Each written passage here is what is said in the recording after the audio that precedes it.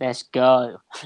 And we're back. It is still April 25th, 2019. This is the first round of the NFL draft. If you've been listening already, then welcome back. But if you're listening to the podcast, this is Seaside Chats with Kenneth Arthur, a little bit of a stream side chat as myself and Matty F Brown cover the first round of the NFL draft. And as we say this, the Denver Broncos have made their pick. I know who the pick is, it's out there. I don't know if it's been announced on TV yet, but we now know who is on the board as the Seahawks are on the clock at pick 21, and they also have pick 29. So will they trade down as many expected? There's somebody on the board that is undeniable that they don't want to lose out on, and how much action will be there. Maddie, what do you say? We've talked about Montez Sweat. Is there, is there a really important player that they can't miss out on here, or an opportunity to move down? Well, the Montez Sweat thing is a real question mark, isn't it? I mean, Jeffrey Simmons just went and he's torn his ACL, so he's out for the year. So teams really have to be very concerned about Montez Sweat, and his enlarged heart, which is very sad. Obviously, we're not privy to all the medical details on that. I'd have thought he'd have been taken by now if he was going to go in the first round. So he might have a sort of slide to what we saw from Maurice Hurst and last year, where he fell, I think, to the fifth round when he was a first round prospect. I've just got Roger Goodell on my screen now coming up. I imagine the Broncos would take Drew Lock, but then if they wanted a quarterback, maybe they'd have traded up. So perhaps. I don't know. Maybe they'll take Montez Sweat. They don't really need pass rush. I'm trying to think of names here. Noah Fant, maybe the tight end, or maybe the first wide receiver like Hollywood Brown, even though he's got that List Frank injury. I've seen the pick now. Let me know when you've seen it. I've seen it, but I haven't. It hasn't been shown on TV yet. Here, I see. Have you tweeted out our link? I have just now. So wonderful. that's just happened at this very second. And I'll tag you in a follow up. But the Broncos select Noah Fant, tight end out of Iowa. So the top two tight ends, both out of Iowa, off the board in the top 20. The Seahawks are left with a board that does have, a lot of names that have been bandied about as being good. But would they really want to stay here? Would they really want to not trade down when they've picked up this opportunity to maybe trade down twice and go from 4 picks to 8 or 9 picks by the end of the draft? If they really wanted to, is there a team or a player really wanted to trade up at this moment? And we will try not to, we'll definitely not tip anyone off until very sure that it's been out there. But, yeah. So, who's on the board, Matty? Well, that's the question, isn't it? It's whether they wanted to take. I mean, if they want a wide receiver, now would be the time to get a wide receiver because Baltimore, of course, have a big need at wide receiver. Mm-hmm. And obviously, Baltimore pick after the Seahawks, and then there's the Houston Texans, who I think are going to probably go offensive tackle, maybe Andre Dillard, who's still on the board.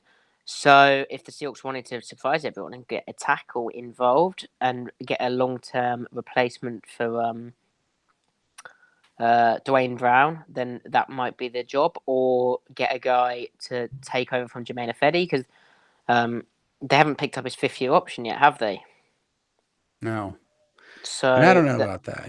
Yeah, that's a bit weird. Anyway, but maybe they're thinking of moving on there. If that were the case, I'm not sure Dillard really suits the Seahawks, to be honest. He's much more of a pass blocker first, and we saw last year how much the Seahawks want to run the ball, and even though I think in 2019 there'll be a better run pass balance.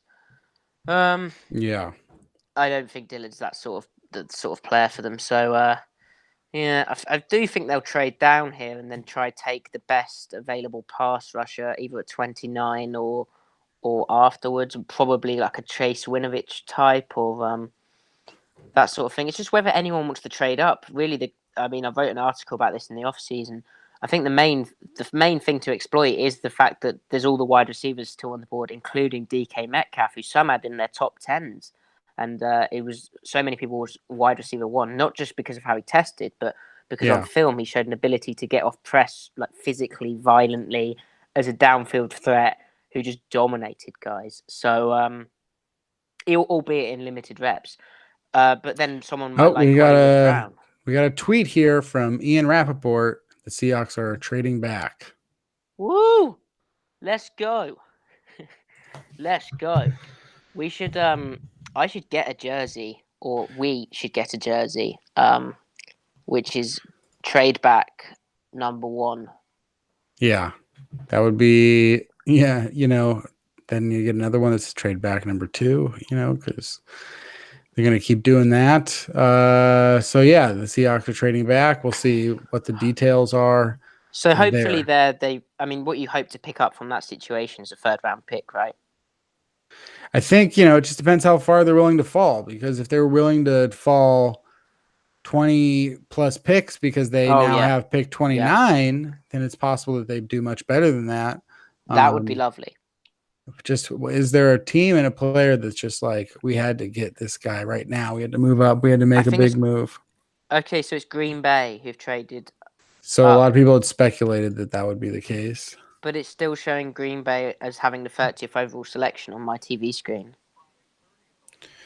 But I think they must have given up the yeah. So they gave up the 30th. So Seattle now picks number 29 and number 30. Oh, okay. So the Packers had pick 75 coming later. And of course, the Packers have a massive need at wide receiver, and I imagine this is to snipe Baltimore for their preferred receiving target. Aaron Rodgers disgruntled, and with Matt LaFleur's new offense, they need to get they need to get more weapons for Aaron Rodgers. Yeah, who it will be. The Packers had pick 75. They had 2 picks in the 4th round. You'd hope it would be pick 75, right? 5th round pick. Well, yeah, I mean, I think the real question is, did they get another one on top of that? Do the Packers have so many picks? They really do. They have 2 4ths. They have 2 6ths, one of which is from the Seahawks in the Brett Hundley deal. So the Packers do have some, they have their 7th round pick. They have some, trade ammunition, or they have some other extra stuff to throw in if they really wanted to go from 30 to 21. Last year when the Seahawks went from 18 to 27, a very similar jump, they got a 3rd round pick that turned into Rasheem Green. So it might just be pick 75. I'm seeing 2 4th round picks, 114th and 118th overall. Okay, so it was the 2 4th round picks. I mean, that's farther back than a 3rd rounder, but it is 2 versus 1. It's 2 picks that if you feel like there's a big middle class, then it makes some sense to maybe go for the 2 picks, and this immediately gets them from 5 picks to, from 5 picks to 7 picks. The way I see those 2 picks is and John Schneider mentioned that the strength of this draft sort of tails off after round 3, which is pretty typical for any draft. But the way I see those picks being used now is as ammunition to trade back into day 2. We saw them do that with Tyler Lockett and his pick in the 3rd round. I think they moved up for Paul Richardson as well. And I think they'll get really aggressive in that sort of top 100 players range. So picks 29 and 30. Is that right? Man, picks 29 and 30. I had the Seahawks trading back with both of their picks yesterday in my mock draft, and I had them winding up with picks 33 and 34, which I didn't have to mock because I was only doing the 1st round. So, but I did have that back-to-back pick thing, and it's like, that's interesting, when you have those back-to-back pick moments. It sort of is interesting, like, so if the Seahawks are on the clock at 29, then you would figure they have to use that. Like, there's no reason for them to trade that and then use 30. I mean,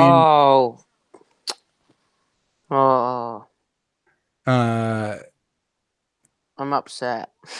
Based on the pick that the Packers made? Yeah. Okay. Well, we'll see here who it is in a minute, but I would think that the Seahawks cannot use pick, or that they would just use pick 29, unless there was like some salary reason where they would save a few $100 by using their pick at 30th because it's one that much lower.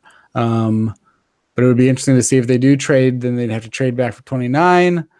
Would they, have a team jump over them, like from 31 to the Rams move up from 29?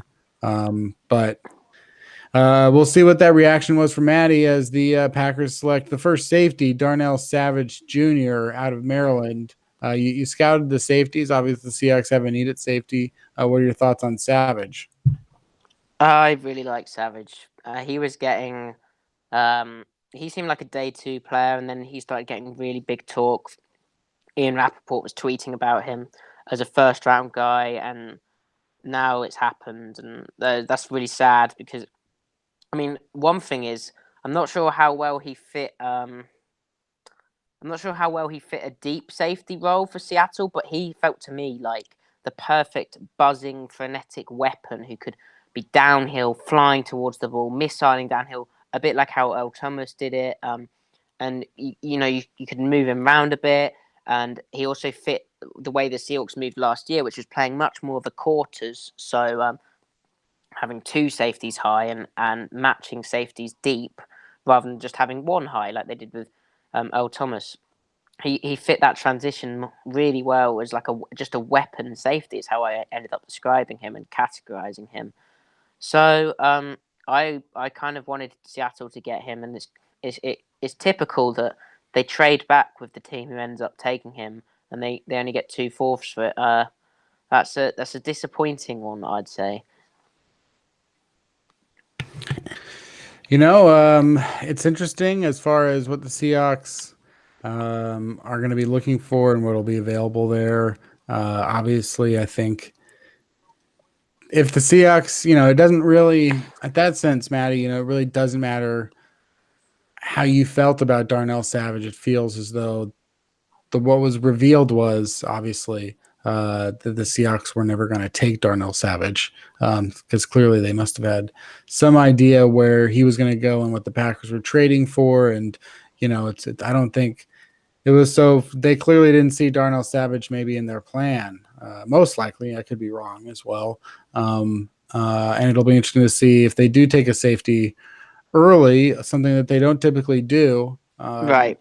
It'll be interesting to see exactly who that guy is as far as how well he fits in. And, part of the mystery being not exactly being sure if Bradley McDougald will be set at free or strong safety, and so that kind of makes it interesting. And the way I see that as well is I don't think they I think Savage is a single high safety, so in that deep middle third of cover 3 or a deep middle third of cover 1 defense, he there was more of a projection because he's always looking to come downhill. Sometimes he'd let guys get over the top of him, and his instincts were a bit awry. So in terms of that, he doesn't really fit the classic sort of Seahawks defense, and perhaps they're wanting to get back to more of that. So guys there who'd fit that sort of mold. I think Juan Thornhill could do that pretty well, and also Chauncey Gardner-Johnson is still on the board.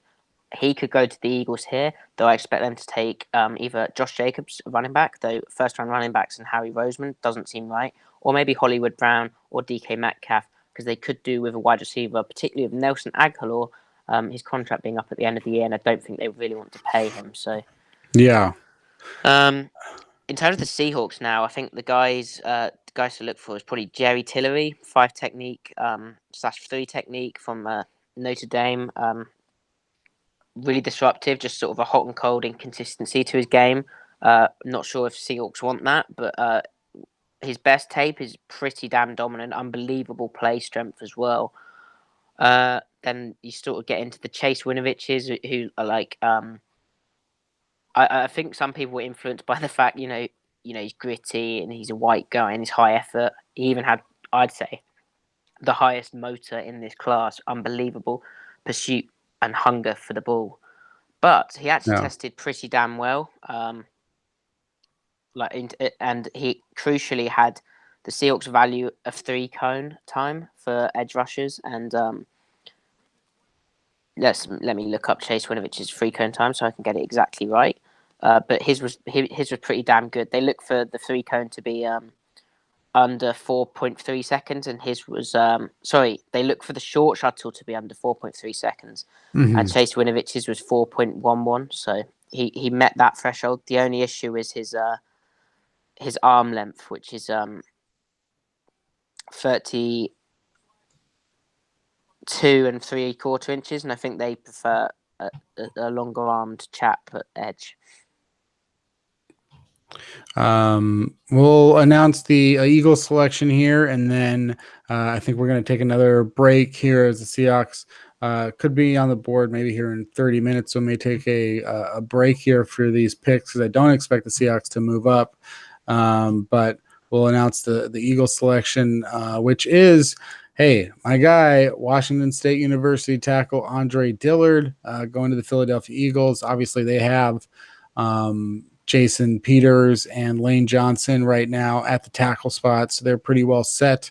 But clearly, Jason Peters, one of the oldest players in the NFL, and I'm sure it's a position that they value very highly. And getting Dillard here at 22 could be a steal. But obviously, it wasn't the Seahawks' plans. Otherwise, they would have stayed at 21. As I stated before, they knew that they were probably getting out of Andre Dillard range, if that was even a consideration. But before we head into a break here, Matty, any final thoughts? Any thoughts on Dillard or thoughts on perfect fit for the Philadelphia Eagles offense? You know how they like to do their run pass option plays, which that's become a cliche, but they'll pass set the tackle, especially the left tackle, a lot of times, even when running the football.